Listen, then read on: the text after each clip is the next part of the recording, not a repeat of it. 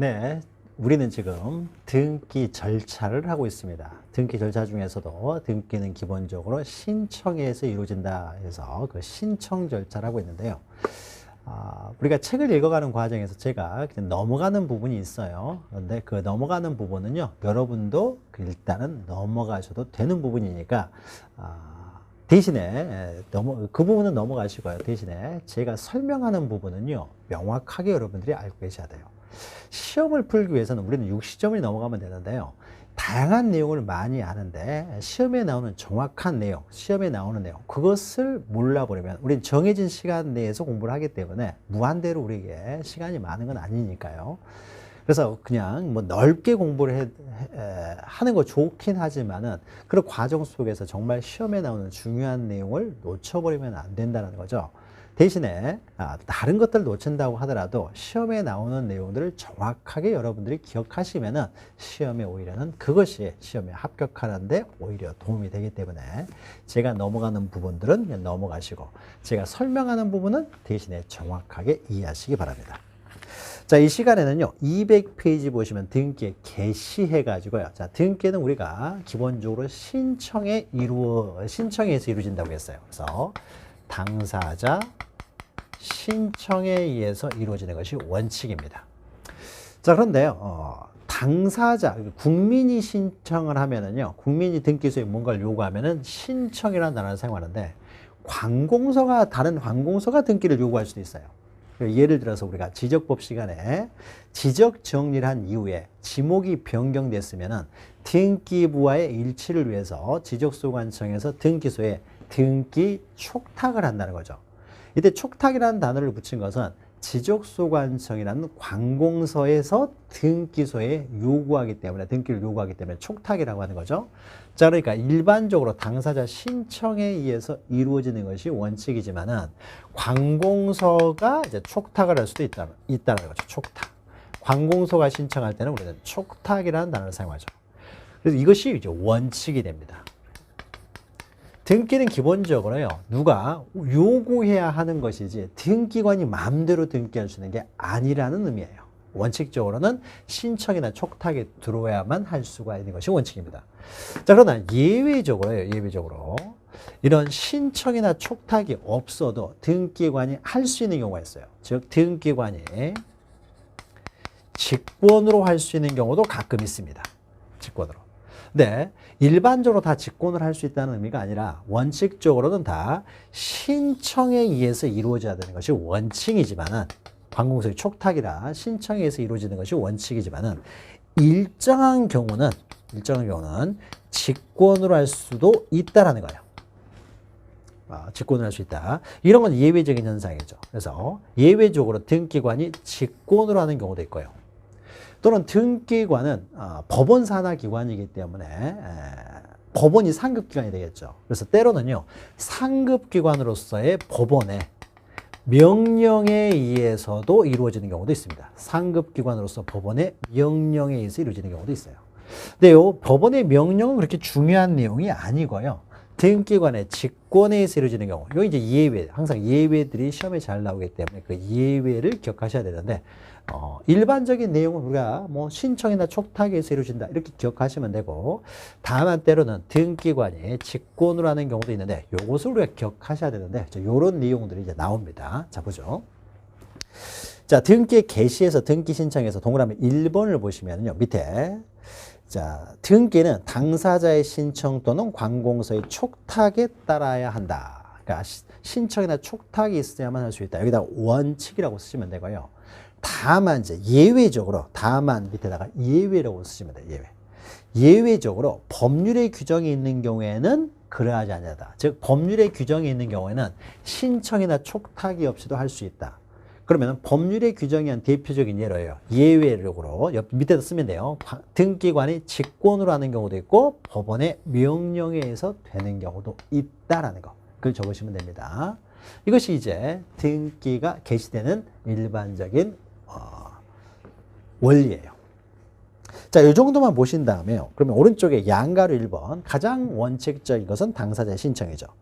자, 등기 절차는 원칙적으로 당사자의 신청에서 개시된다. 그러면 신청 위에다 우리가 앞에서 잠깐 설명드렸지만 신청은요. 신청을 할 것이냐 말 것이냐. 가백에서 을로 소유권 이전을 할 때, 이전 등기를 할 때 신청을 할 것인가 말 것인가, 언제 할 것인가 이런 것들은 원칙적으로 자유라는 거죠. 그러니까 신청 위에다가 자유 이렇게 쓰면 돼요. 자유. 이게 원칙이에요. 신청도 자유롭게 하는 것이 원칙입니다. 즉 임의적으로 얼마든지 임의로 그러니까 아무 때나 자기가 원하고 싶을 때 원할 때 하면 된다는 거죠. 자, 그런데 여기는 예외가 있습니다. 예외적으로요. 신청도요. 의무가 있는 경우가 있어요. 신청 의무가. 신청이 즉 강제되는 경우가 있다는 거죠. 그러니까 신청을 해야 되는 신청 의무가 있는 경우가 있어요. 자, 두 번째 줄 보시면 다만 해가지고요. 자, 등기부와 대장상의 실질 사실관계를 일치시키기 위하거나 그래서 부동산 등기법 있죠. 그래서 부동산 등기법에서 예외적으로 등기 신청 의무를 규정하고 있는 경우가 있고요. 또는 등기제도로 악용한 투기 탈세 등을 방지하기 위해서 부동산 등기 특별조치법이나 부동산 실거래자 명의 등기에 관한 법률, 보통 우리가 부동산 실명법이라고 하는 거죠. 자, 여기서는 예외적으로 신청 의무가 부과되는 경우도 있습니다. 그런데 이때 부동산 실거래자 명의 등기에 관한 법률, 이것은 여러분이 민법 시간에 차명으로 등기하지 못하도록 하기 위해서요. 부동산 실명법이 시행되고 있죠. 자, 이것은 우리 시험에 나오는 내용은 아니에요. 그냥 민법에서 공부하고 계시는 바와 같이 실명 등기를 하라는 거죠. 그러니까 실제 소유자가 아닌 사람 명의로 등기하지 말아라. 반대로는 실제 소유자 명의로 등기를 하여라 라고 하는 권리에 관한 등기가 규정돼 있다 정도로만 기억하시면 되지 깊이 나오지는 않으니까 깊이는 여기는 알 필요가 없고요. 넘기시면 구체적으로 신청 의무가 있는 경우가 나오고 있어요. 그래서 반가로 1번 보시면은 부동산 등기법에서 신청 의무를 규정하고 있는 경우가 있는데요.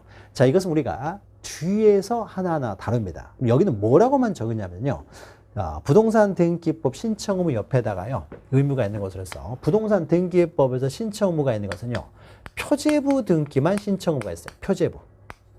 표제부 등기 이렇게 쓰시면 돼요.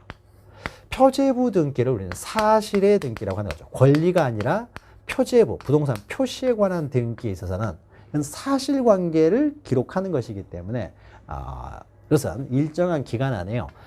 보통 일정한 기간은 보통 한 달이 되는데 그 기간 안에 표제부 등기는 신청하도록 강제를 하고 있어요. 그럼 우리 부동산 등기법에서는요. 표제부 등기에 대해서 즉 사실의 등기에 대해서만 등기 신청 의무가 있지 우리 등기법에서는 권리에 관해서는요. 신청 의무를 규정하고 있는 것은 없습니다. 권리에 대해서는 규정한 게 없고 표제부 등기, 사실의 등기만 신청 의무를 규정하고 있는데 이것은 해당 부분, 뒷부분에서 다룰 거예요. 그러니까 지금은 알 필요 없고 뒷부분에서 다룬다 이렇게 기억하시면 되고요. 그 다음에 반가로 2번 보시면 부동산 등기 특별조치법에서 신청 의무인데요. 이것은 등기법이 아니라 이제 특별법이 되겠죠. 자, 부동산 등기 특별조치법이라는 것은 뭐 때문에 나오는 거냐면요. 이제 우리가 부동산 등기 특별조치법 옆에다 이렇게 쓰면 돼요. 이것은 중간 생략 등기 억제예요. 그러니까 중간 생략 등기라든지 또는 모두 생략 등기요. 맨 앞을 생략하고 이루어지는 생략해서 이루어지는 등기. 자, 이런 등기들은요. 투기나 또는 탈세를 위해서 악용이 될 수가 있는 거죠. 따라서 이런 중간 생략 등기나 모두 생략 등기를 방지하기 위해서요. 부동산 등기 특별조치법이라는 특별한 법을 만들었어요. 이 법은 조문이 그렇게 많지는 않습니다. 오로지 중간 생략 등기, 모두 생략 등기를 억제하기 위해서만 나온 법으로서요. 여기는 어떤 등기 신청 의무가 있냐면요. 그러니까 모두 생략 등기는 소유권 보존 등기를 생략해버리고 바로 그러니까 갑이 최초의 소유자고 을에게 이걸 팔았으면요. 갑에게 보존 등기라고 을 앞에 이전 등기를 해야 되는데 갑을 생략해버리고 직접 을 앞으로 보존 등기를 해버리면 이게 모두 생략 등기가 되는 거죠. 이런 걸 억제하기 위해서요. 갑 앞으로 빨리 소유권 보존 등기 하여라 라고 하는 소유권 보존 등기에 대한 신청 의무를 규정해 놓고 있어요. 권리에 관한 등기죠. 그래서 갑 앞으로 소유권 보존 등기를 한 다음에요. 그다음에 을한테 팔았어요. 근데 을이라는 사람이 자기 앞으로 등기하지도 않은 상태에서 다시 병한테 되팔아 버렸어요. 그리고 나서 갑에게서 을 앞으로 직접 이전 등기를 하게 되면은 또 중간 생략 등기가 되겠죠. 이런 중간 생략 등기는 이제 뭐 탈세라든지 투기에 악용될 수 있기 때문에 이런 걸 막기 위해서요. 을 이 앞으로 반드시 소유권 이전 등기를 하여라라고 해서요. 이 소유권 이전 등기에 대해서도 신청 의무를 부과하고 있습니다. 자, 그래서 부동산 등기 특별조치법에서는 중간 생략 등기, 모두 생략 등기를 억제하기 위해서 소유권 보존 등기나 소유권 이전 등기에 대한 등기 신청 의무를 규정해 놓고 있는데요. 요 내용은요, 굉장히 복잡해요. 어렵기도 합니다. 시험에 자주 나오는 것이 아니라 5년에 한 번 정도, 4, 5년에 한 번 정도 나오는 내용으로 자주 나오는 내용은 아닙니다. 이건 등기법에 있는 내용도 아니고 하다 보니까요. 자, 그런데 나온 지가 한 5년 됐어요. 그러니까 이것도 좀 알긴 알아야 되는데 이것은 우리가 소유권 보존 등기나 이전 등기를 공부를 해야만이 또 이해할 수 있는 부분들이 있기 때문에요. 이것은 심화 강의 시간 할게요. 그 굉장히 어렵습니다. 굉장히 어려우니까요. 우선 심화 강의 시간 하기로 하고 지금은 넘어가도록 하겠습니다. 그 다음에 넘기시면 양가로 2번에 204페이지 보시면요. 관공서의 촉탁이 나오죠. 당사자의 신청 또는 관공서의 촉탁. 근데 관공서의 촉탁에 대한 등기는요. 이것도 굉장히 어려워요. 촉탁의 등기에서 대표적인 것이 처분 제한 등기에서 뭐 가압류, 가처분 등기 이런 게 등장을 해요. 뭐 압류, 가압류, 가처분. 네, 등기법에서요 가장 어려운 내용이 바로 압류, 가압류, 가처분, 즉 특히 뭐 가압류, 가처분 등기가 어렵습니다. 그리고 그래서 이 가압류는요 모든 등기 절차가 끝난 다음에 맨 마지막 시간에 다뤄요. 가압류, 그러니까 가처분 등기를 가압류나 가처분. 따라서 우리가 신청에 의한 등기 절차를 모두 다룬 다음에 맨 마지막에 촉탁에 의한 등기로서 가압류, 뭐 가처분 등기 절차를 다루게 되는데 그때 설명을 할 거예요. 지금은 너무 어려운 내용이기 때문에 그래서 관공서 촉탁에 의한 등기도 지금은 넘어갑니다. 넘어가고요. 나중에 맨 마지막 시간에 한다든지 아니면은 너무 어려운 내용은요 지금부터 하게 되면 여러분이 지칠 수가 있고 정말로 중요한 내용 이 내용 말고도 중요한 내용 많거든요. 그래서 그 중요한 내용 중심으로 하고 이 부분은 맨 나중이나 아니면 심화 강의 시간 맨 나중에요 가처분 등기는 할 거예요. 가처분 등기는 그래서 가처분 등기 하면서 가압류 등기도 설명드리고 그러면서 이제 촉탁에 한 등기도 설명을 드릴 겁니다. 촉탁의 등기 중에서 가장 중요한 것은 가처분 등기니까 그때 설명을 드릴게요. 지금은 넘어가시고요. 그 다음에 205페이지 하단에 보시면은 등기관에 이제 직권에 의한 경우가 나오죠. 요건 중요해요. 요건 중요합니다. 그래서 직권에 의한 등기는 기억을 하셔야 되는데요. 자, 넘기시면요. 직권에 의한 등기 하는 경우들이 쭉 나열되어 있어요. 나열되는데 이것은 우리가 지금 공부하는 것이 아니라요. 첫 번째 보니까 반가로 1번 보시면 소유권 보존 등기 이렇게 있죠. 소유권 보존 등기도요, 원칙적으로 신청에 의해서 이루어집니다. 신청에 의해서 이루어지는데, 보존 등기를 하는, 형태들이 다양해요. 그러니까 경우가 다양한 경우에 의해서 이제 보존 등기가 이루어지는데, 그 중에 일정한 것은요, 직권으로도 보존 등기를 하는 경우도 있어요. 자, 그러면 이 내용은요, 먼저 신청에 의한 소유권 보존 등기 절차를 다 다룬 다음에 끝날 무렵에 이건 직권으로 하는 경우도 있습니다 해서 그때 설명을 하는 거예요. 지금 설명하면 의미가 없죠. 신청 절차를 먼저 알고 직권으로 하는 경우를 알아야 되니까. 그 밑에 있는 변경 등기도요. 변경 등기는 직권을 하다 보다 그게 아닙니다. 변경 등기도 신청에 의해서 이루어지는데 일정한 변경 등기는 직권으로 하는 경우도 있어요. 그럼 먼저 신청에 의한 일반적인 변경 등기를 다루고 직권에 의한 경우를 다뤄야 되기 때문에 이것도요. 나중에 우리가 뒷부분 가면은 변경 등기 절차를 다룹니다.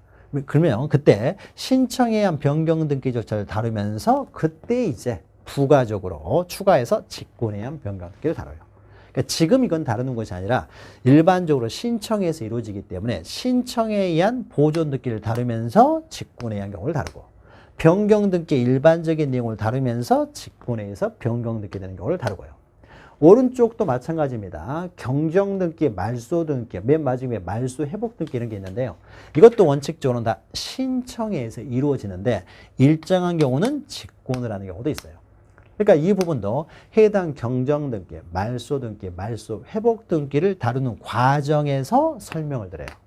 그러니까 뒤에서 할 내용을 미리 당겨가지고 다 모아놓은 곳이기 때문에 지금은 설명해봤자 의미가 없기 때문에요.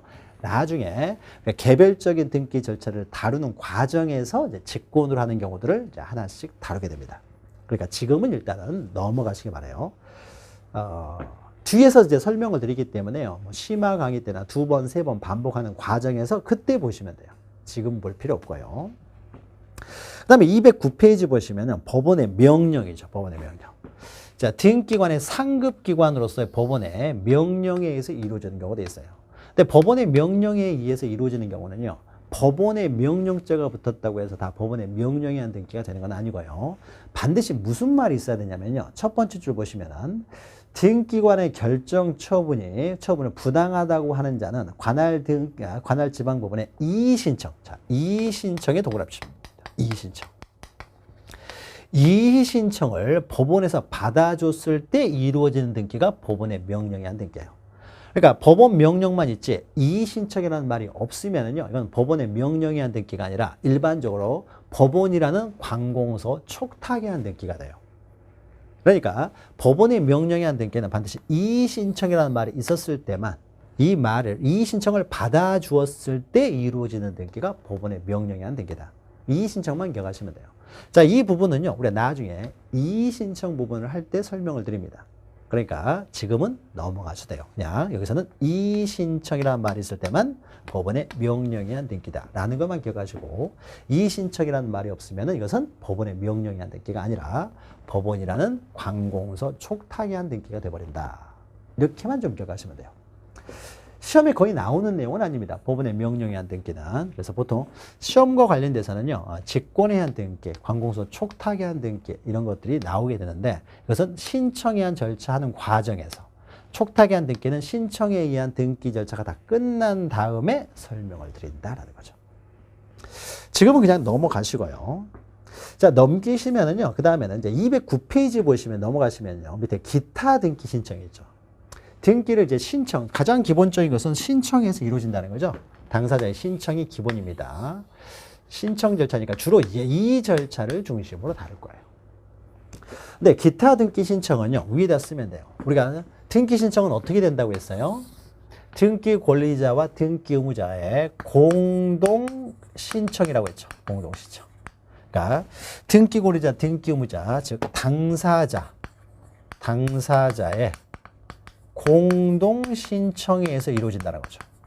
앞에서 잠깐 설명드렸죠. 그러면 여기서 다룰 내용은요, 기타 등기 신청은 이건 해요. 다 넘어가는 게 아닙니다. 요건 해요. 자, 그러면 이때요, 당사자의 공동 신청을 했을 때 당사자 공동 신청의 예외예요. 그러니까 등기 권리자나 등기 의무자 아닌 사람에 의해서 신청이 될 수도 있고요. 공동 신청이 아니라 단독 신청에 의해서 이루어지는 경우도 있다는 거죠. 그래서 당사자 공동 신청의 예외들을 다루게 됩니다. 그럼 가장 먼저 양가로 1번 보시면 포괄승계인에 의한 등기 신청인데, 포괄승계인의 대표적인 사람은 상속인이죠. 위에다 상속인 이렇게 쓰면 됩니다. 상속인에 의한 등기 신청 이렇게 생각하시면 돼요. 자, 그럼 우리가 보죠. 먼저 칠판을 통해서 먼저 보시면요. 자, 최초의 소유자가 갑입니다. 그래서 갑 앞으로 지금 등기가 되어 있어요. 최초의 소유자면 갑 앞으로 소유권 보존 등기가 되어 있습니다. 자, 이 상태에서요, 갑이 을과 매매 계약을 했어요. X 물건 10억 원에 매매를 했습니다. 매매를 하게 되면요, 을 앞으로 어떻습니까? 그냥 이제 이전 등기를 해주면 아무 문제가 없는데요, 매매를 하고요, 아직 소유권 이전 등기를 하기 전에요, 갑이 사망을 했어요. 누가 사망했습니까? 매도인. 매도인은 등기 의무자인 거죠. 자, 등기 의무자가 사망을 했고요. 등기 의무자 갑에게는 유일한 상속인으로 A가 있습니다. 자, 그러면요, 등기는 이 상태로 되어 있는 상태에서요, 갑이 만약에 사망을 했어요. 아직 을 앞으로 등기하기 전에. 그럼 현재 소유자는 누구입니까, 지금? 현재 소유자는 상속인은 등기 없이 바로 소유권을 취득하죠. 이 사람은 등기해야 소유권을 취득해요. 현재 소유자는 갑은 사망을 했고요. 상속인이 소유자가 되겠죠. 상속인. 자, 상속인이 소유자입니다. 그리고 상속인이 현재 소유자면요, 이 상속인은요, 갑이 가지고 있는 모든 권리 의무, 그 지위를 다 승계를 해요. 그러면 갑은 을에게 이전 등기를 해줘야 될 의무가 있잖아요. 그 의무도 그렇게 그대로 상속하기 때문에 A가 이제 을에게 이전 등기를 해줘야 될 의무가 발생하는 거죠. 자, 을의 입장에서 보면은요, 갑에게 이전 등기, 혼자서는 등기를 못하기 때문에 갑에게 이전 등기를 청구할 수 있었던 것이, 이제 갑은 사망했으니까요, 이제 그 상속인 A에게 이전 등기를 청구하겠죠. 즉, A에게 등기 절차에 협조하라는 이전 등기를 청구해서 이 사람이 소유권을 취득할 수가 있게 되겠죠. 그러면은 A가 을한테 이제 이전 등기를 해줘야 됩니다. 그럼 이때요, 이때. 그러면 A가 먼저 소유권을 취득했기 때문에요. 이 한 다음에 A 앞으로요. 소유권 이전 등기를 상속을 원인으로 이전 등기를 한 다음에 먼저 A가 소유권을 취득하니까요. 그리고 3에서 을 앞으로 소유권 이전 등기를 매매를 원인으로 해주면은요. 우리가 등기만 보면은 이렇게 보이잖아요. 등기만 보면은 갑에게서 A로 상속을 원인으로 이전 등기가 된 상태에서 을 앞으로 매매를 원인으로 이전 등기가 되면은 마치 A하고 을하고 매매하는 것처럼 보이죠. 매매는 누가 했습니까? 갑이 을과 매매 계약했잖아요. 등기는 실체 관계를 그대로 반영을 할 필요가 있는데 만약에 이렇게 권리가 변동되는 과정대로 등기를 해버리면요. 실체 관계를 적극적으로 왜곡시켜 버리는 거죠. 자, 왜곡시켜 버리기 때문에요. 실제 권리 관계를 그대로 등기에 반영하기 위해서요. 우리 등기를 할 때는요. 이렇게 상속 등기를 하지 않습니다. 이럴 때는. 상속 등기를 생략하고요. 이런 등기를 하지 않고 바로 갑에게서 이에서 을 앞으로요. 소유권 이전 등기를 합니다. 매매 이렇게 해가지고. 자, 그럼 어떻습니까? 갑과 을이 매매한 것처럼 보이죠. 따라서 등기 원인이 있고요. 매매를 갑과 을이 했는데 아직 등기를 하기 전에 매도인이 사망하면은요. 이때는 상속 등기를 거쳐서 이전 등기를 하게 되면은 상속인이 매매한 것처럼 보이기 때문에 매매한 당사자 갑에게서 을에게로 직접 이전 등기를 하게 됩니다. 상속 등기를 생략을 하고요. 자, 그럼 상속 등기를 생략하고 갑에게서 을 앞으로 직접 이전 등기를 하게 되면은 그러면 등기 의무자는 갑이 되고 등기 권리자는 등기 부상 을이 되니까 공동으로 신청하려고 했더니 갑이 사망했다. 사망했으니까 을이 단독으로 하느냐? 그렇지는 않고요. 자, 을 앞으로 등기를 하게 되면 누가 손해를 봅니까? 을 앞으로 등기를 하게 되면요. 사망한 갑이 사망한 갑이 불이익을 받는 것이 아니라 을 앞으로 등기가 안 돼 있으면 누가 소유자예요? 상속인이 소유자일 거 아니에요. 을 앞으로 등기하면서 누가 손해를 봐요? 상속인이 손해를 보는 거죠. 따라서 이때는요. 을이 단독으로 하는 것이 아니라 등기를 함으로써 손해보는 상속인과 공동으로 신청을 하도록 합니다. 실질적으로 상속인이 소유권을 넘겨주는 거잖아요. 상속인과 공동으로. 그러나 상속 등기는 생략하고 이루어집니다. 그래서 직접 이렇게 이전 등기가 이루어져요. 그러면 등기 신청을 하러 갈 때는요. 이 매수인과 상속인이 공동으로 신청합니다. 그러면 등기 신청서는요. 우리가 다음 시간에 신청서를 볼 텐데 신청서에는 등기 공동 신청이기 때문에 원칙적으로 등기 의무자를 기록하는 란이 있고요. 등기 권리자를 기록하는 란이 있어요.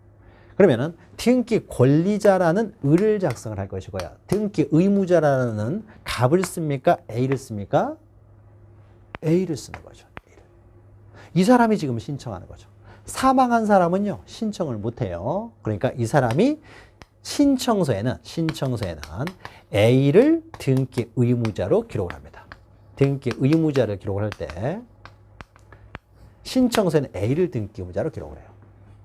자, 그런데 등기부상 등기 의무자는 누구예요? 갑이죠. 그러니까 등기 기록상의 등기 의무자는 갑인데 신청서상의 등기 의무자는 A가 되니까 두 사람의 불일치가 되는 거죠. 그럼 불일치가 된다고 하더라도 이것은 각하, 실행을 거부해서는 안 되죠. 원래 이렇게 등기를 하는 거니까요. 즉 신청은 A가 신청하려면 어떻게 됩니까? 등기부상 등기 권리자도 등기 의무자도 아닌 사람에 의해서 지금 신청이 이루어지는 거죠. 그렇죠? 등기 권리자, 등기 의무자도 아닌 사람에서 신청이 이루어지니까 이것은 일반적인 소유권, 매매를 원인으로 소유권 이전 등기하고 좀 다른 거죠. 그래서 특별하게 우리가 다루는 것이고요.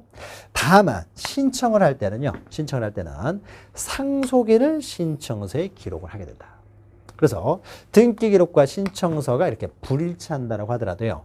원래 갑으로부터 을에게로 직접 이전 등기를 하지만 상속 등기를 생략하기 때문에 어쩔 수 없이 등기 기록과 신청서의 등기 의무자가 이렇게 불일치하게 되는 현상이 발생을 하게 되고, 이렇다고 하더라도 이것을 각하를 해서는 안 된다는 거죠.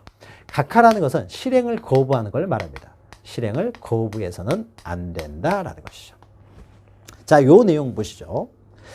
자, 넘기시면 의의해가지고요. 210페이지.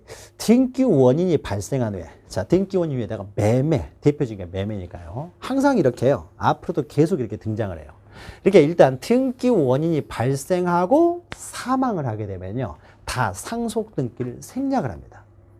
상속한 다음에 이전 등기를 하게 되면 등기 원인이 상속인이 한 것처럼 보이기 때문에요. 등기 원인이 있고 사망했을 때는요, 다 상속 등기를 생략하고 직접 이전 등기를 해요. 자, 발생한 후에 등기 권리자 또는 등기 의무자에 대하여 상속이나 그 밖에 포괄 쓰겠어요. 상속만 동그라미 치시고요. 이럴 때는 상속인 동그라미 치시고 상속인이나 그 밖에 포괄 승계인이 등기를 신청한다라는 거예요. 그래서 공동신청에서 반가로 2번, 공동신청에서 동그라미 1번이죠. 자, 등기 의무자가 사망을 했어요. 그랬을 때, 자, 갑이 을에게 매도하였으나 소유권 이전 등기를 하기 전에 갑이 사망한 경우에는, 자, 등기 원인이 있고 사망했을 때는 그의 상속인이, 자, 상속인이, 거기다 줄고 있어요. 상속 등기를 하지 않고 매수인 을과 공동으로 을 앞으로 직접 소유권 이전 등기를 한다는 거죠. 직접 이전 등기를 한다. 자, 그러면 이것과 관련돼서요. 밑에 특징해가지고 반가로 3번 했는데요. 1, 2, 3번은 넘어가시고요. 4번만 보시는데, 자, 이렇게 신청을 공동 신청하되 상속 등기를 생략하다 보니까, 직접 이전 등기를 하다 보니까 등기 기록상의 등기 의무자와 신청서에 나오는 등기 의무자가 등기 기록과 불일치하는 현상이 발생하는데, 일치하지 않는다고 해서 각하를 하지 않는다라는 거죠. 요거 하나 기억하시고요. 그 다음에 위로 올라가서요. 동그라미 2번을 보시면 공동신청에서 등기 권리자가 사망했을 때가 나오죠. 여기서는 등기 의무자 갑이 사망했는데요. 자, 만약에 갑에게서 을러요. X물건 10억 원으로 4월 1일 매매가 있고, 그 다음에 4월 30일 날 이제 소유권 이전 등기를 해주기로 했는데, 자, 현재 등기 상태는요. 등기 상태는 갑으로 있습니다. 갑으로. 자, 그런데 여기서는요. 갑이 사망한 것이 아니라 을이 사망을 했어요. 자, 그러면 을은 매매를 했기 때문에 갑한테 단독으로 등기를 못하고 이전 등기 협조해달라는 이전 등기 청구권을 가지고 있었겠죠. 근데 을이 사망을 했어요. 이 사람의 상속인으로는 B가 있다고 해보죠. 유일한 상속인이에요. 그럼 을이 가지고 있는 모든 권리를 B가 승계하게 되는 거죠. 승계가 됩니다. 그럼 을이 가지고 있던 갑에 대한 이전 등기 청구권도 당연히 B가 승계받게 되는 거죠. 항상 등기법을 이해를 할 때는요. 민법과 연결시켜서 이해하면 편합니다. 민법과 등기법은 다른 게 아니고요. 민법의 부속 법률이 등기법이기 때문에 항상 그렇게 이해하시면 돼요. 그럼 B라는 사람이 갑한테 이제 이전 등기를 청구하겠죠. 그럼 이때 B 앞으로 이전 등기를 할 때요. 이전 등기를 할 때. 그러면은 매매는 을이 하였기 때문에 먼저 을 앞으로 이전 등기를 한 다음에, 매매를 원주로 이전 등기를 한 다음에, 그 다음에 3에서 B 앞으로 이제 상속을 원인으로 이전 등기를 하느냐라는 겁니다. 자, 이렇게 할 수 있느냐 있어서요. 근데 우리가 앞에 설명드렸죠. 을은 이미 사망했죠. 사망한 사람은요, 등기 명의인이 될 수가 없어요. 명의이 될 수 없기 때문에 이럴 때는 을 앞으로 등기를 하지 않고요. 을이 가지고 있던 이전 등기 청구권은 4월 30일 되면 누가 행사를 하겠습니까? 을은 사망했으니까 B가 이전 등기 청구권을 직접 행사하는 거죠.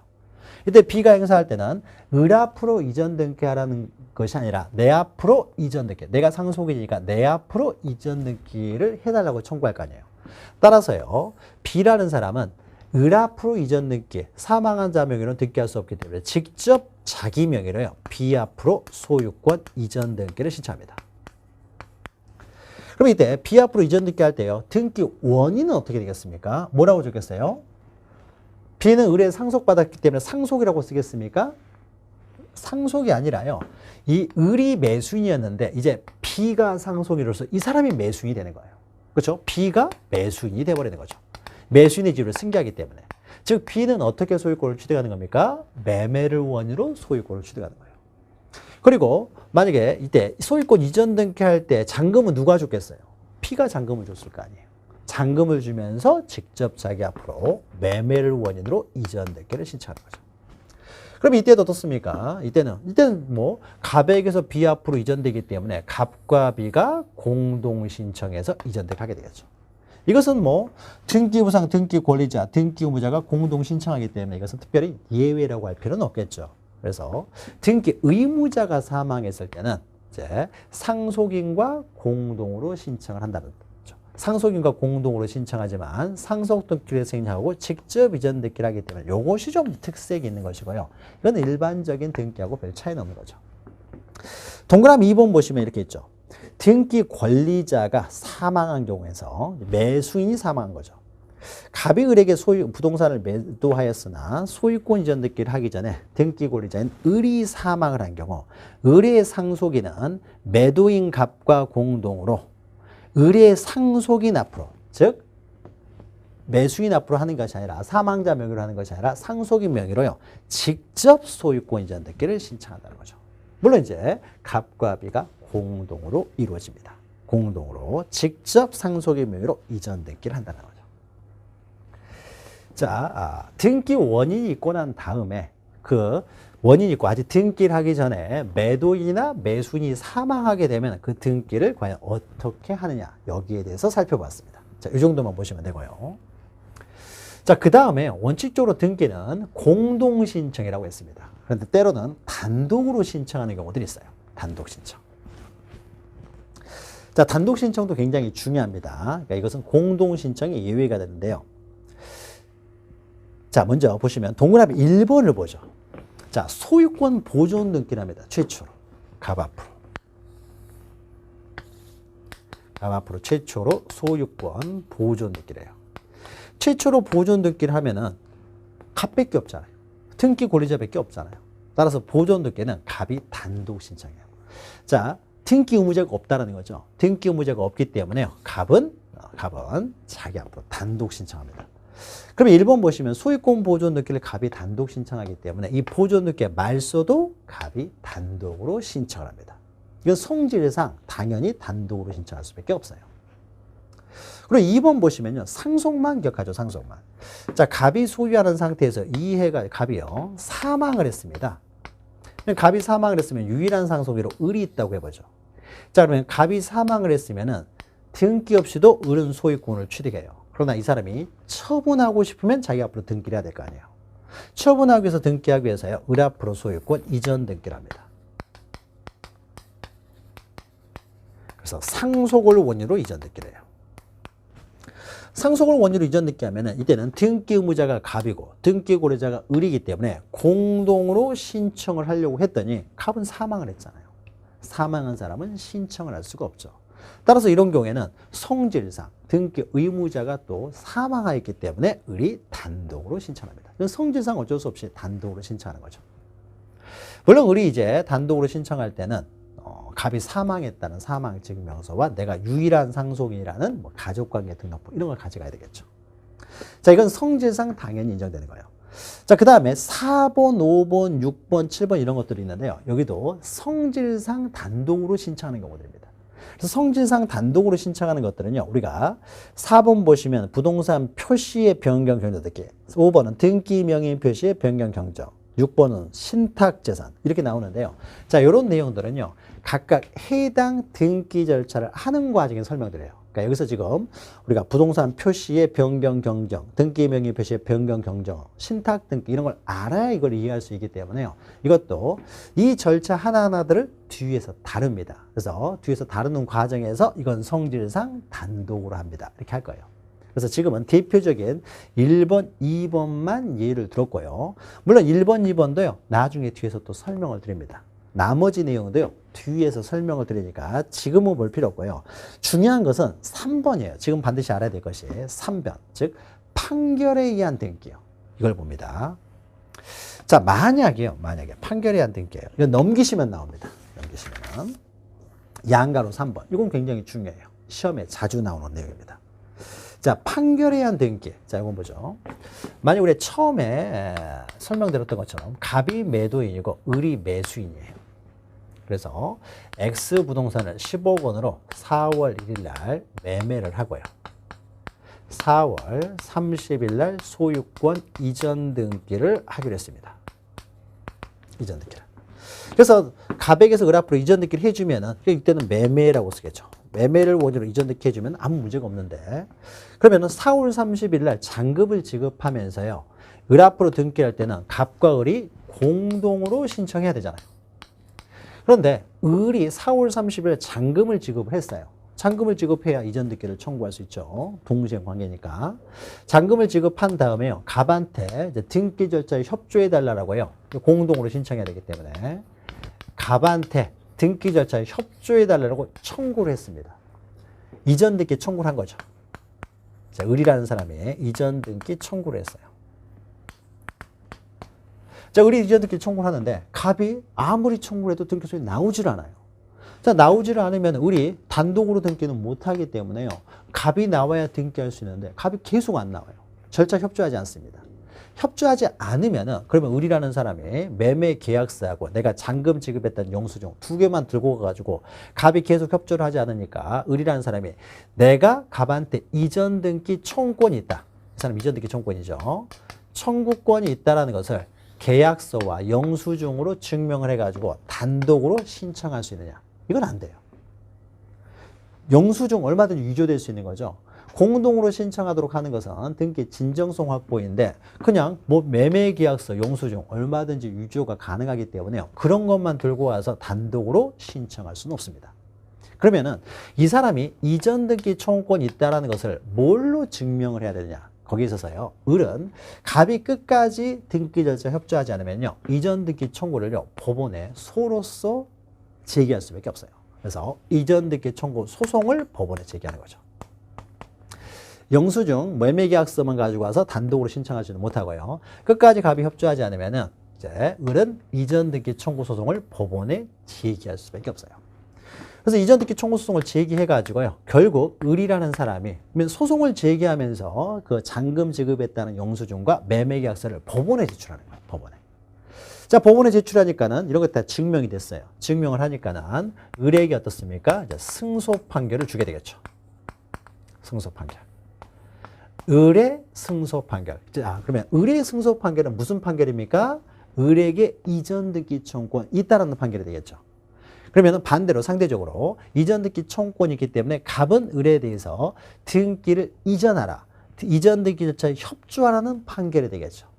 자, 등기와 관련된 어떻습니까? 이것은 등기와 관련된 것은 이행 판결이 되는 거죠. 등기 절차에 협조하라. 이행이라는 것은 사람의 행동, 이런 걸 이행이라고 하는 거죠. 그러니까 갑은 을에 이전 등기 절차에 협조하라는 판결이 되겠죠. 상대적으로 을은 이전 등기 청구권이 있다는 판결이 될 것이고요.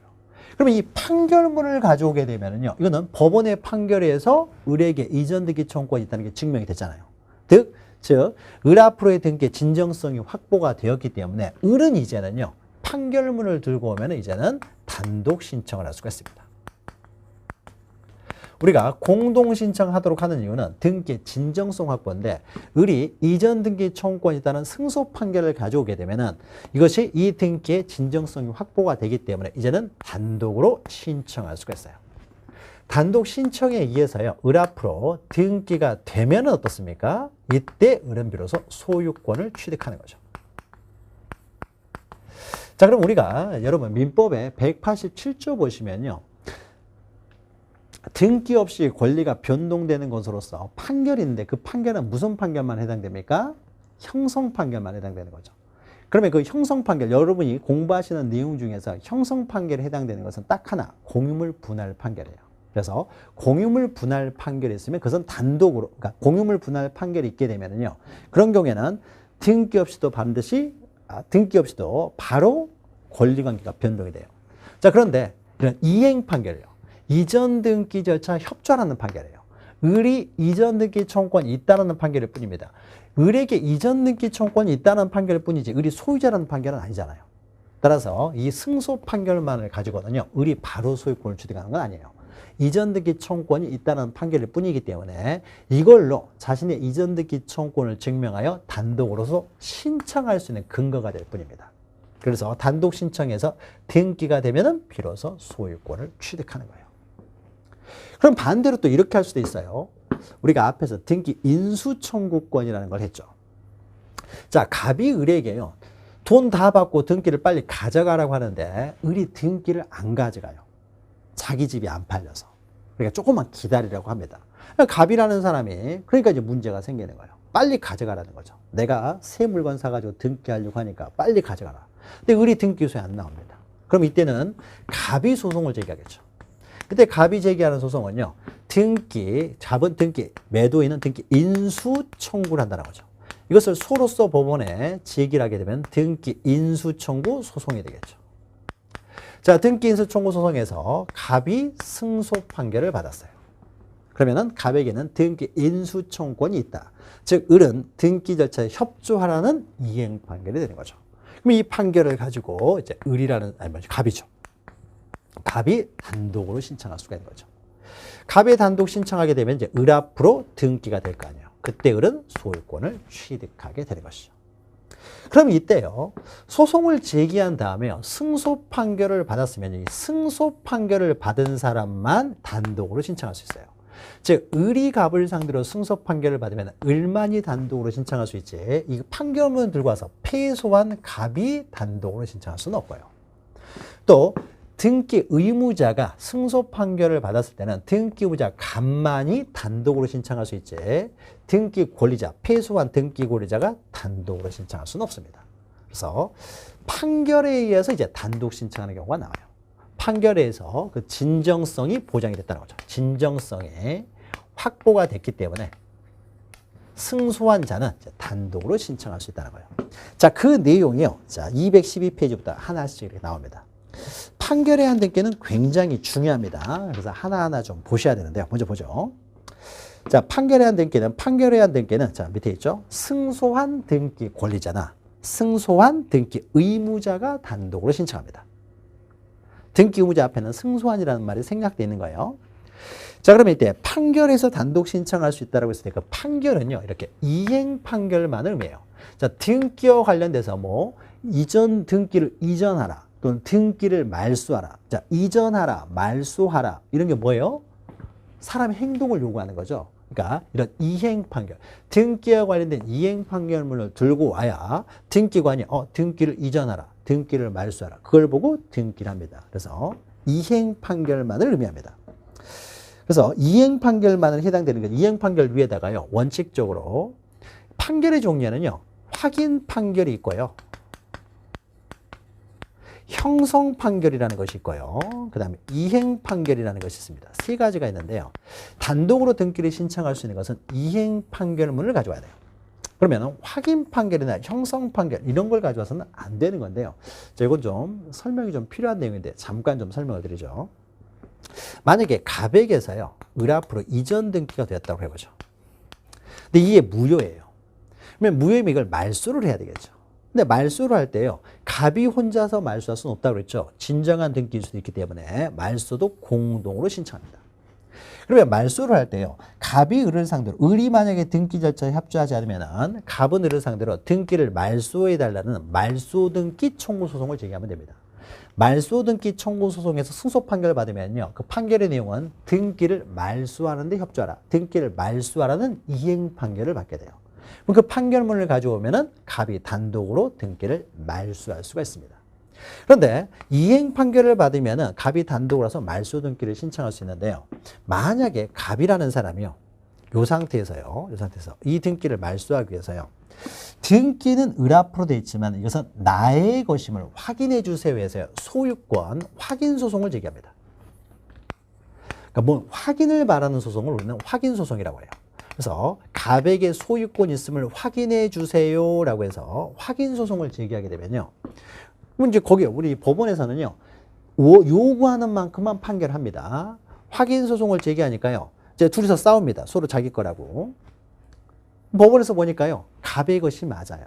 그럼 판결이 어떻게 되냐면요, 갑의 소유임을 확인한다 이렇게 돼요. 갑 소유 확인한다. 소유임을 확인한다 이렇게 판결이 나와요. 확인해 달라고 하니까 확인을 해줬어요. 이게 승소 판결이에요. 그러면은 내 소유라는 것이 법원에서 확인이 됐기 때문에 이거 말소해 달라고 하게 되면은요, 등기관은 이 판결문 들고 오게 되면 이 판결문 어디에 둬요? 갑의 소유라고만 했지 이걸 말소하라는 말이 없잖아요. 말소하는 말이 없기 때문에 이 판결문 가지고, 즉 확인 판결만 가지고는 말소를 단독으로 신청을 못해요. 그러니까 이 등기를 말소하려면은 갑이라는 사람은 을을 상대로요, 내 것이니까 말소해달라는 말소 등기 청구 소송을 또 제기해야 돼요. 그래서 말소 등기 청구 소송의 승소 판결문을 가지고 와야만 단독으로 신청할 수 있지. 이런 것으로는요, 단독 신청이 안 된다는 거죠. 확인 판결은. 그러니까 등기와 관련된 이행 판결문을 들고 와야 등기관이 등기를 해줍니다. 이거는 단독 신청이 안 돼요. 또는 이건 이제 형성 판결의 대표적인 이런 겁니다. 갑에게서 을 앞으로 등기가 되는데요, 이것이 사기에 의해서 이루어졌어요. 갑이라는 사람은요, 사기를 이유로 취소할 수가 있죠. 자, 사기를 이유로 취소하게 되면요, 매매가 무효가 되어버렸기 때문에요, 갑 앞으로 소유권이 바로 복귀가 됩니다. 그래서 우리가 취소권은 반드시 소로서 제기할 필요는 없고 재판위로서 얼마든지 취소를 할 수 있어요. 그래서 갑이 을한테 전화해가지고 이 계약 사기로 인한 것이기 때문에 취소합니다 라고 하면 돼요. 을이라는 사람이 무슨 소리예요? 무슨 소리예요? 그러면 끊어버리면 돼요. 취소는 형성권으로서요, 상대방이 있는 단독행위일 뿐이에요. 상대방에게 도달만 하면 되지요, 승낙 같은 건 필요 없으니까 그냥 끊어버리면 돼요. 그래도 취소는 된 거죠. 자, 그래서 재판회로 할 수가 있는데요, 굳이 이 사람이요, 또 소송을 제기합니다. 이 계약을 취소하라. 계약 취소 소송을 제기해요. 매매 계약 취소를 소송으로 제기합니다. 재판상 청구할 수도 있어요. 근데 취소 소송을 제기해가지고요, 보니까는 정말 그러니까 사기를 이유로 했기 때문에 취소합니다라고 소로서 제기하면 이것이 이제 형성소송이 되네요. 형성권, 취소권은 형성권이죠. 형성권을 소로서 제기하게 되면 이것을 형성소송이라고 해요. 그럼 여기에서요, 정말로 을의 사기에 의해서 이루어지는 것이 인정이 돼요. 그러면 갑이 승소 판결 받겠죠. 그럼 갑이 승소 판결 받으면 판결문이 이렇게 나옵니다. 이 계약은 취소한다. 계약을 취소한다. 계약을 취소하기 때문에 이것은 이제 형성 판결이 되는 거죠. 그러면 계약을 취소했기 때문에요, 갑에게 소유권은 복귀가 됐어요. 그러면은 내가 소유니까, 취소됐으니까 내가 소유니까 이 등기 말소해 주세요라고 해서 단독으로 와가지고 말소 등기 신청을 하게 되면요, 이 판결문에는 계약을 취소한다로만 돼 있지 어디에도 이 등기를 말소하라는 말이 없어요. 그렇죠? 그러니까 이런 판결문 들고 와서는요, 단독 신청이 안 돼요. 그러니까 형성 판결이나 확인 판결 이런 걸 가져와서는 안 되고 등기를 하여라, 말소하여라고 하는 등기와 관련된 이행 판결문을 가져와야 됩니다. 이행 판결. 그래서 원칙적으로 형성 판결이나 확인 판결 가지고는 단독 신청이 안 됩니다. 이행 판결이 된다는 거예요. 그 이야기입니다. 근데 세 번째 줄을 보시면 다만 해가지고요, 공유물 분할 판결이에요. 자, 공유물 분할 판결은요, 이건 형성 판결입니다. 형성 판결은 원칙적으로 안 되지만 예외적으로요, 공유물 분할 판결이에요. 자, 공유물 분할 판결의 또 의미를 여러분들 좀 기억을 하셔야 되는데, 아마 공유물 분할 판결은 민법에서도 좀 다룰 텐데요. 자, 갑과 을, 병이요, 이 물건을 갑이 5분의 3, 을이 5분의 1, 병이 5분의 1을 공동으로 소유하고 있어요. 즉 공유를 하고 있습니다. 자, 그럼 여러분 민법 시간에 공부를 하시면은요, 갑이 과반수 지분권을 가지고 있기 때문에 어떻게 이것을 사용 수익할 것인지는 갑이 다 결정할 수 있어요. 근데 갑이 다 결정하니까요, 병이라는 사람이 불만이 있어요. 그러면 이 사람들은 뭘 할 수 있습니까? 공유물 분할하자라고 청구할 수 있어요. 병이라는 사람이 공유물 분할을 청구를 합니다. 을은 소수 지분권자인데 굳이 분할하고 싶은 생각은 없어요.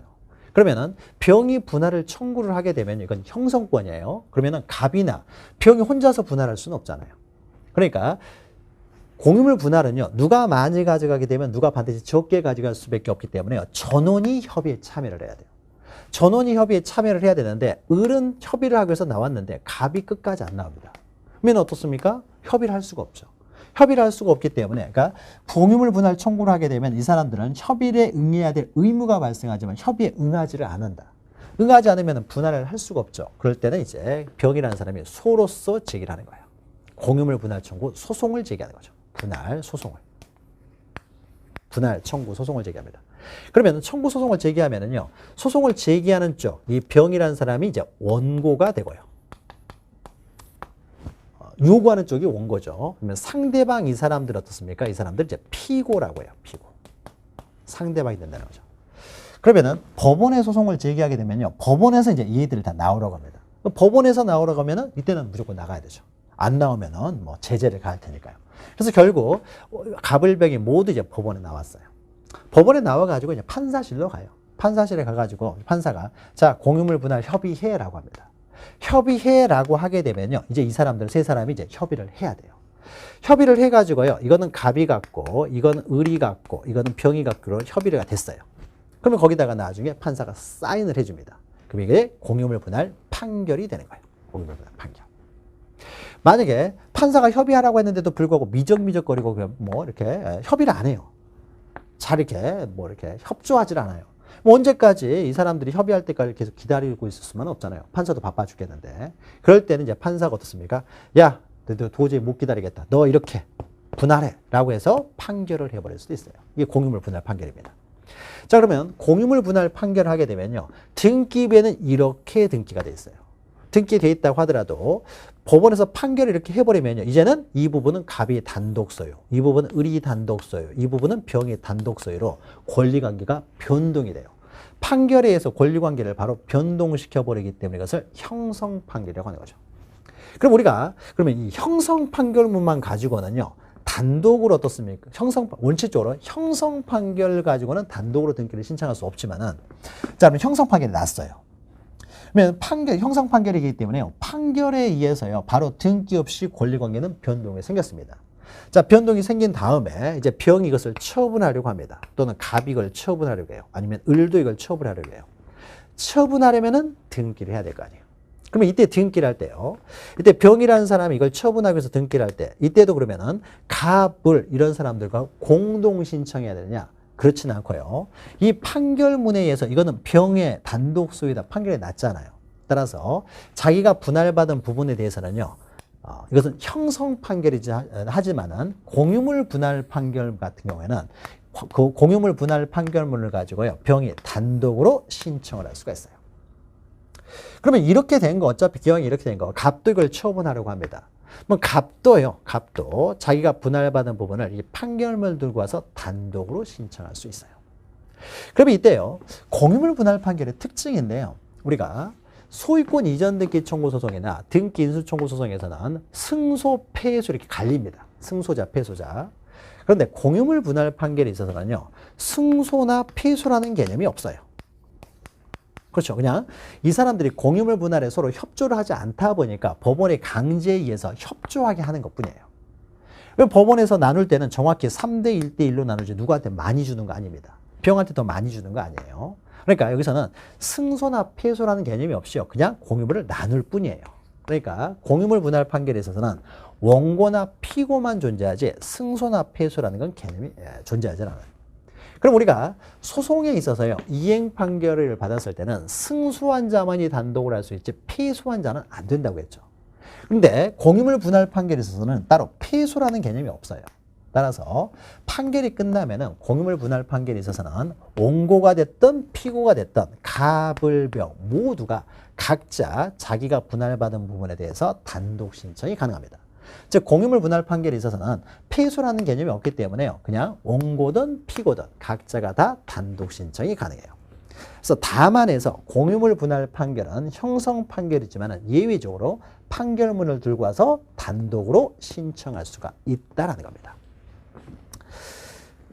판결은 굉장히 중요합니다. 잘 이해하시고요. 그 다음에 2번 보시면요, 이때 판결은 원칙적으로 공유물 분할 판결을 제외하고는 이행 판결이어야 된다는 거죠. 그러면은 이 이행 판결은요, 확정 판결해야 돼요. 자, 여기서요, 을이 갑을 상대로 승소를 했는데요, 1심에선 승소했는데 갑이라는 사람이 나는 판 적이 없다라고 해서요, 법원은 2심에 항소를 해요. 2심에 들어와서는요, 뒤집어져 버릴 수가 있는 거죠. 그러니까 2심에 가서 뒤집어져 버릴 가능성이 있기 때문에 이 을이라는 사람이 1심에서 승소 판결을 받으면서요. 갑이 항소를 했음에도 불구하고 내가 승소 판결을 받은 판결 정보 이거 가지고 와서 얼른 등기해버릴 수 있느냐? 이건 안 되는 거죠. 아직 소송이 계속되고 있으면, 아직 다시 말해서 아직 확정이 되기 전이면은요, 을이 승소됐다고 해서 확실하게 확정이 된 것은 아니기 때문에 이 판결 정보만 가서는 단독으로 신청하지 못하고요. 이 판결 정보는 확정됐다는 확정증명서도 함께 가져야 돼요. 확정증명서도 가져와야 됩니다. 그러니까 이 판결이 만약에 1심에서 판결이 나고요. 상대방이 항소를 하지 않아서 확정이 되면은요. 그럼 확정증명서를 법원에서 떼달라고 하면 확정증명서를 떼줍니다. 아직 확정되기 전에는 확정증명서를 안 떼주겠죠. 그래서 판결 정보만 들고 와서는 안 되고 확정증명서도 함께 가져야 돼요. 자, 이것을 우리는 두 개를 합쳐서 우리는 확정판결 정본이라고 합니다. 그래서 확정 판결 정본을 들고 와서 단독으로 신청할 수 있는 것이지 아직 확정도 되기 전에 판결만 가지고는 단독 신청이 안 되고 확정된 판결, 확정 판결해야 된다는 거죠. 즉 따라서 오른쪽에 있죠. 확정되지 않으면 가집행 선고. 자, 이런 것만으로는 단독 신청이 안 되는 거고요. 그다음에 3번 보시면요. 판결에 준하는 조정조서, 화의조서, 인락조서 있는데 그 조서만 동그라미 치면 돼요. 조서만. 자, 조서가 있는데 이 조서는 확정 판결 정보, 즉 판결 정보 확정 증명에서 동일한 효력을 갖는 게 조서라는 게 있는데요. 어떤 조서 이런 게 있어요. 우리가 재판에 의해서 소송하는 방법은요. 소송을 종결시키는 방법은 갑과 을이 끝까지 싸웠습니다. 끝까지 싸웠을 때는요. 마지막에 이제 을이 승소다 하면 을에게 이제 승소 판결을 합니다. 끝까지 싸웠기 때문에 판정을 가는 거죠. 판정에 가가지고요. 이제 판결문을 읽습니다. 그러면 판결을 끝까지 싸웠기 때문에 판결을 할 때는요. 갑이 왜 졌는지에 대해서 이유를 설명해 줘야 돼요. 그러니까 판결문은요. 굉장히 길게 써집니다. 을 승소하면서 갑이 왜 졌는지에 대한 설명을 해줘야 돼요. 자, 그런데 소송이라는 것이요. 끝까지 싸워가지고 끝나는 건 아니고요. 우리가 권투시합 같은 경우 하는 경우에도 마지막 라운드까지 다 가가지고 판정으로 갈 수도 있지만 중간에 어떻습니까? 한 사람이 기권해버릴 수가 있는 거죠. 한참 싸우고 있다가요. 갑이 질 것 같으니까요. 갑이 내가 졌다라고 하는 거예요. 즉 을의 청구를 바로 받아줘 버립니다. 또는 을이요. 스스로 청구를 포기해버릴 수도 있어요. 한참 하다가 내가 질 것 같으니까. 이렇게 기권을 해버립니다. 자, 기권을 해버리면 어떻습니까? 당신이 왜 졌는지 이유를 설명해 줄 필요가 없죠. 그러니까 우리가 판결을 할 때는요. 판결문을 길게 막 써요. 이유를 써야 되는데 만약에 중간에 한 사람이라도 기권을 해버리면요. 이럴 때 왜 당신이 졌는지 이유를 쓸 필요가 없이요. 그때는 단순하게 조서만 작성해버립니다. 조서만 작성하고 끝내버려요. 끝까지 판결, 그러니까 끝까지 싸웠을 때는 판결로 가지만은 중간에 한 사람이라도 기권을 해버리면요. 판결문을 쓸 필요 없이 단단하게 조서만 작성하고 끝내버립니다. 그러면 이 조서를 작성하게 되면요. 우리가 판결로 끝까지 싸웠을 때는 진 쪽에서요. 불복해서 항소할 수가 있어요. 그러니까 항소할 수가 있기 때문에 이 판결이 확정됐다는 확정증명서를 가져와야 되는데 기권을 했을 때 한쪽에서 그러면 단순히 조서만 작성하는데 기권한 사람이 항소하는 일은 없잖아요. 그러니까 조서를 작성했을 때는요. 이것이 바로 확정되는 효력까지 있습니다. 그러니까 조서를 가져올 때는요. 따로 확정증명서를 가져올 필요가 없어요. 조서 자체가 확정의 효력까지 다 가져버리니까요. 자, 그래서 그러면 이때 만약에 을이 갑을 상대로 소송을 제기했는데 갑이 내가 졌다. 즉 을의 청구를 받아들여지는 거. 이게 인락이라고 합니다. 그 인락 조서를 가져오면 을의 승소 판결의 확정 판결과 동일한 효력이 있습니다. 따라서 이런 조서만 들고 와도요. 단독으로 신청할 수 있어요. 다만 밑에서 두 번째 줄을 보시면요. 공정증서가 있죠. 우리가 이 조서는 누가 쓰는 거예요? 판사들이 쓰는 겁니다. 판결문도 마찬가지고. 근데 공정증서는 누가 작성하는 거예요? 변호사나 법무사가 작성하는 거잖아요. 공증. 그러니까 공정증서는 변호사가 법무사가 작성한 것이기 때문에 변호사나 법무사가 작성한 공정증서. 그러니까 매매 계약서에 뭐 공증을 받았다 해서요. 이것만 가지고 와서 단독으로 신청할 수는 없습니다. 그래서 공정증서로는 단독 신청이 안 되고요. 판사 사인 있는 판결 정본, 확정 판결 정본이나 조서를 가지고 와야 된다. 공정돼서는 안 됩니다. 자, 여기까지가 굉장히 중요한 내용이고요. 자, 그 밑에는요, 판결의 확정식 해가지고 있는데요. 자, 을이라는 사람이 결국 승소 판결을 받았어요. 승소 판결을 받으면요, 이 사람이 이전 등기 청구권이 있다는 것이 법원에 의해서 증명이 돼버렸기 때문에요, 10년이 지나도 15년이 지나도 이 판결에 의해서 단독으로 신청할 수가 있습니다. 이것도 중요해요.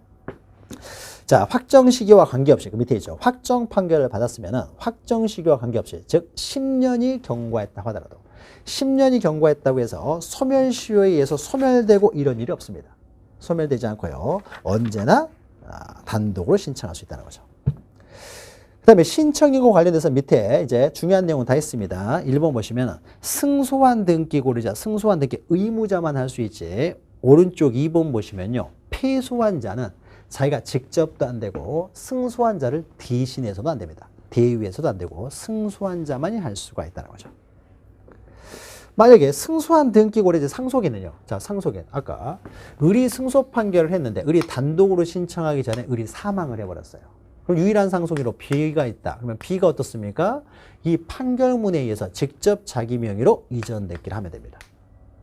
을 명의로 등기할 수가 없으니까요. 사망한 자 명의로는 등기할 수 없으니까 을의 지위를 그대로 승계했기 때문에요. 을의 승소는 B의 승소하고 동일하게 취급해서 B 앞으로 직접 이렇게 그 판결문에 의해서 단독 신청하면 됩니다. 그리고 4번은 우리가 앞에 설명드렸죠. 공유물 분할 판결이 확정되면은요, 그 소송 당사자는 옹고이든 피고이든, 공유물 분할 판결은 형성 판결이지만은 유일하게 또 단독으로 신청할 수 있는 것이라고 했죠. 그래서 공유물 분할 판결 같은 경우는 그 있죠. 옹고이든 피고이든 관계없이, 옹고든 피고든 누구든지 다 단독으로 자기가 분할받은 부분에 대해서 이전 등기를 신청할 수가 있다라는 거죠. 여기까지 보시고요. 5번과 6번은요, 좀 어려운 내용이니까요. 우선 뭐 채권자 대위 소송이 나오고 하니까 이것은 나중에 심화 강의 시간에 하기로 하고요. 요 내용들 시험에 자주 나오니까 잘 기억하시기 바랍니다. 자, 그 다음에요. 4번에 등기 원인과 그 연원률이 있는데 이것도 좀 시험에 잘 안 나오는 복잡한 내용, 좀 어려워요. 그러니까 이 부분 넘어가시고 밑에 첨부 정보를 보죠. 첨부 정보. 자, 첨부 정보 관련돼서요. 만약에 갑과 을이 공동으로 신청할 때는요, 우리가 매매했다는 것을 증명하는 서류로서요, 매매 계약서를 들고 오면 됩니다. 즉, 등기 원인을 증명하는 서류로서 계약서만 들고 오면 돼요. 그러니까 공동 신청할 때는 계약서만 들고 오면 되지만은 승소 판결을 받아서 단독으로 신청할 때, 즉 단독으로 올 때는 계약서만 들고 혼자서 오면 안 되는 거죠. 단독으로 올 때는 확정 판결 정본을 들고 와야 된다는 거죠. 확정 판결 정본. 즉 판결 정본과 두 번째 있죠. 두 번째 줄에 확정 증명서 있죠. 이 두 개를 합쳐서 우리는 확정 판결 정본이라고 해요. 그래서 확정 판결 정본을 들고 와야 됩니다. 3번 보시면요. 방금 했던 거예요. 이런 조서들을 가져올 때 2번은 그냥 넘어가시고 이런 조서, 인락조서, 조정조서 이런 걸 들고 올 때는 앞에 설명드렸죠. 이 조서가 바로 확정되는 효력이기 때문에 조서를 들고 올 때는 확정증명서를 따로 가져올 필요가 없어요. 자, 넘기시면은 4번 보시면요. 송달증명서라는 것이 있는데요. 만약에 어떤 우리가 시험을 볼 때요. 송달증명서가 나오면 이건 다 틀린 말이에요.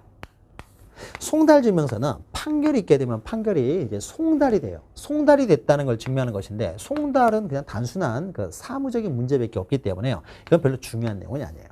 그래서 만약 확정증명서나 어떤 다른 게 들어가야 될 때 송달증명서라는 말이 있으면 이건 무조건 틀린 것이다 생각하시면 돼요. 이건 등기법적으로는 아무 의미가 없습니다.